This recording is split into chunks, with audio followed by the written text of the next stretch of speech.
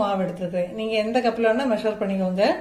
இப்போ இதை ஃபர்ஸ்ட்டே வந்து நீங்கள் லைட்டாக அதை ஃபில்டர் பண்ணிக்கோங்க, லைட்டாக அரிச்சிக்கோங்க. அந்த கட்டியல் சில சமயம் ஏதாவது டஸ்ட் ஏதாவது கிடக்கும். நம்ம கடையில் வாங்க மாவு அப்படின்னு சொல்கிறதுனால நீங்கள் வந்து நல்லா லேசாக அரிச்சிக்கோங்க. அரிசி மாவு அது நீங்கள் எது வேணால் எடுத்துக்கலாம். கடையில் வாங்கின அரிசி மாவு அப்படி இல்லை நீங்கள் வீட்டில் ரெடி பண்ணது எதுவாக இருந்தாலும் பிரச்சனை இல்லை. காஷ்மீரி சில்லி சேர்ப்பாங்க.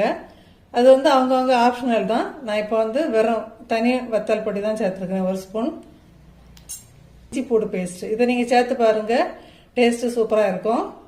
நம்ம ஆப்பச்சோடன்னு சொல்லுவோம்ல, அது வந்து 1/4 டீஸ்பூனுக்கும் கம்மியாக போதும்.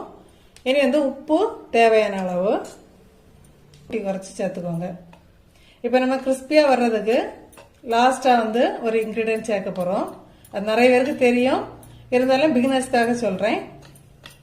இப்போ மாவை வந்து கொஞ்சம் நல்லா மிக்ஸ் பண்ணிக்கலாம். இப்போ இதுக்கு கூடயே 1 டீஸ்பூன் நெய் சேர்க்க போகிறோம்.